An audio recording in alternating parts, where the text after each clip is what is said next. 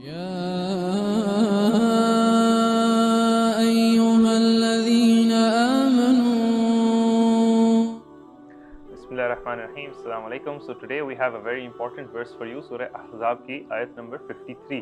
अल्लाह ताला फरमाते हैं या अय्युहल्लज़ीना आमनू ला तदखुलू बुयूतन नबिय्यि इल्ला अन युअज़न लकुम इला तआमिन गैर नाज़िरीना इनाह, कि ए ईमान वालो नबी के घरों में ना दाखिल हो सिवाय ये कि जब तुम्हें खाने के लिए दावत दी जाए, बुलाया जाए, गैर नाज़िरीना इनाह, और फिर भी इतना जल्दी ना आ जाओ कि तुम खाने की तैयारी का इंतज़ार कर रहे हो। वलाकिन इज़ा दुईतुम फदखुलू, मगर जब तुम्हें इजाज़त दी जाए तो दाखिल हो। फ़इज़ा तुइमतुम फंतशिरू, और जब तुम खाना खा लो तो तुम उधर से चले जाओ, उधर से डिस्पर्स हो जाओ। वला मुस्तअनिसीन लिहदीस, और किसी बातचीत के लिए, किसी लंबी चौड़ी डिस्कशन के लिए उधर बैठे ना रहो। इन्न ज़ालिकुम काना युअज़िन नबिय्य फ़यस्तहयी मिनकुम, कि बेशक ये बात जो है यानी बहुत देर तक बैठा रहना, ये नबी सल्लल्लाहु अलैहि वसल्लम को ईज़ा यानी तकलीफ पहुंचाती है, और वो तुमसे हया करते हैं, वो तुम्हें ये बताना नहीं चाहते, यानी he doesn't want to tell his guests to leave. वल्लाहु ला यस्तही मिनल हक, मगर अल्लाह ताला जो है वो हक बोलने से, हक बयान करने से शर्माता नहीं है।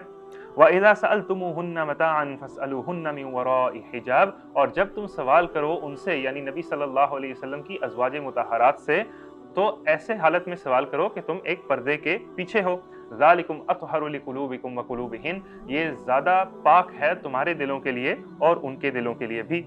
वमा कान लकुम अन तुज़ू रसूलल्लाहि, और तुम्हारे लिए जायज़ नहीं है, तुम्हें सजदा नहीं है कि तुम नबी सल्लल्लाहु अलैहि वसल्लम को किसी भी तरह से तकलीफ दो।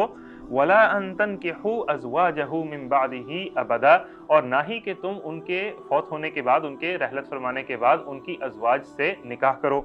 इन्न ज़ालिकुम काना इंदल्लाहि अज़ीमा, बेशक ये अल्लाह ताला की निगाह में बहुत बड़ी चीज़ होगी। सो ये लंबी आयत है और इसमें काफ़ी सारे अहकाम हैं। So we'll try to touch upon all of them, but we'll go into more detail about the verse of about the hukum of hijab. So इसमें पहली बात तो ये है the etiquette of visiting someone's house for a meal, and these are all things जो कि उर्फ के मुताबिक they make sense as well, but sometimes people don't follow them. लोग अमल नहीं करते इस पे कि अगर बुलाया जाए तो जिस वक्त बुलाया उससे बहुत पहले ना चले जाओ, या ना हो कि वो तैयारी में लगे हों, कोई तैयार ना हो, कोई मुश्किल हो घर वालों को कि पहले से आके मेहमान जो हैं वो बैठ जाएं, और इतनी देर भी ना बैठो कि जो होस्ट है, जो मेज़बान है, उसको उसकी वजह से परेशानी हो, वो थक गया है, उसको कोई और काम है, उसने अपनी घर वालों के साथ वक्त गुजारना है। So don't stay for very long. इस वर्स का जो बैकग्राउंड है कि हज़रत ज़ैनब बिन्त जहश रज़ी अल्लाह ताला अन्हा का जब वलीमा था नबी सल्लल्लाहु अलैहि वसल्लम के से निकाह के बाद, तो उसमें नबी सल्लल्लाहु अलैहि वसल्लम ने घर पे दावत की थी और लोगों को बुलाया था, और कुछ लोग बहुत रात के देर तक यानी बैठे रहे थे, और हज़रत ज़ैनब भी उधर बैठी हुई थी, और उन्होंने हया के तकाज़े से अपना चेहरा जो है वो दूसरी तरफ मोड़ लिया था। आपको याद रखना पड़ेगा कि नबी सल्लल्लाहु अलैहि वसल्लम की अज़वाजे मुतहरात के जो घर थे वो बिल्कुल एक छोटा सा कमरा होता था, और उसी में सारे मेहमान भी बैठे हैं, और उम्मुल मोमिनीन ज़ैनब रज़ी अल्लाह ताला अन्हा भी बैठी थी, तो वो एक तरफ अपना चेहरा करके बैठी थी, और देर तक जब ये मेहमान बैठे रहे तो उनको भी ज़ाहिरी बात है तकलीफ हुई, नबी सल्लल्लाहु अलैहि वसल्लम को भी इसकी वजह से मुश्किल आई। तो इसमें एक बात ये जहन में रखने की है कि this is dependent on custom. अगर कहीं पे उर्फ बन जाए कि लोगों को ज़्यादा देर के लिए बैठना, चाय पीना या कहवा पीना में इट इज़ एक्सपेक्टेड, तो और अगर पता है कि होस्ट जो है वो उससे तंग नहीं होएगा तो फिर बैठे रहने में भी कोई हर्ज नहीं है, but the point is to avoid causing inconvenience to the host in all circumstances. And एक बड़ी खूबसूरत बात कि अल्लाह ताला shows how the Prophet sallallahu alaihi wasallam honored his guests by not even telling them that he was being inconvenienced, not making them aware of the fact that they were they were bothering him. But अल्लाह सुब्हानहू व तआला ने नबी सल्लल्लाहु अलैहि वसल्लम की कह लें उनका एहतराम करते हुए, उनका ख्याल रखते हुए, उनके फीलिंग्स का, जज्बात का ख्याल रखते हुए फिर मेहमानों को ये आदाब सिखाए और इस आयत के ज़रिए से ये रूलिंग्स बताई।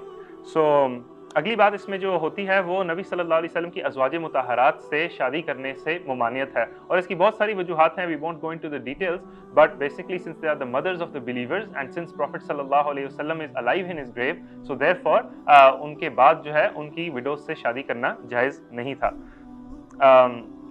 So the main thing that we want to talk about is the part about hijab, right? So this is actually the first verse that was revealed about hijab, और ये कई सारी आयतें हैं कुरान में जो कि हिजाब के बारे में हैं, मगर ये सबसे पहली थी। इसका बैकग्राउंड ये है कि उमर रज़ी अल्लाह ताला अन्हु ने नबी सल्लल्लाहु अलैहि वसल्लम से फरमाया کہ یا رسول اللہ ہر قسم کے لوگ آپ کے گھر میں آتے ہیں, آپ سے ملنے آتے ہیں, تو مجھے لگتا ہے کہ مناسب ہے کہ آپ اپنی بیویوں کو حجاب کا حکم دیں, یعنی پردہ کرنے کا حکم دیں.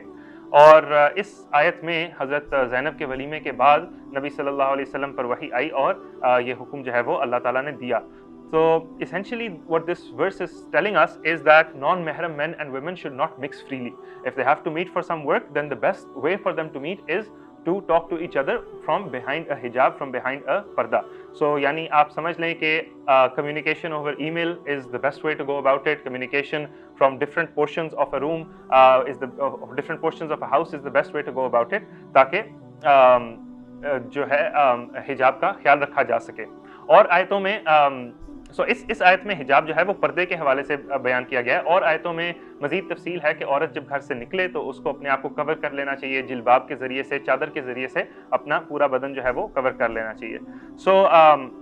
ادھر ایک انٹرسٹنگ بات ہے, نوٹ کرنے کی ضرورت ہے کہ یہ جو حجاب کا حکم دیا جا رہا ہے, پردے کے پیچھے سے بات کرنے کا حکم دیا جا رہا ہے, یہ سب سے پاک مردوں کو یعنی صحابہ کو, اور سب سے پاک عورتوں کو یعنی نبی صلی اللہ علیہ وسلم کی اپنی بیویوں کو.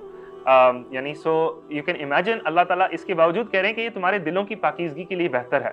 تو امیجن ہم جیسے لوگ جن کے دل جو ہیں وہ اتنے اندر سے کرپٹڈ ہیں اور اتنی کمیوں کے شکار ہیں, تو ہم جب اس ورس پہ عمل اگر نہ کریں اور ہم جب فری مکسنگ کو پروموٹ کریں اور ہم جب کھلم کھلا غیر محرموں سے ملیں تو ہمارے دلوں کے لیے بھی یہ بہت نقصان دہ ہوگا.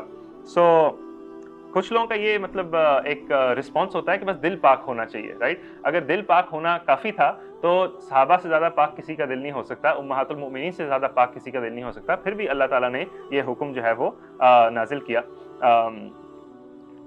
اور بھی مزید کافی آیات ہیں جو کہ حجاب کے بارے میں ہیں, مگر we won't go into too many details.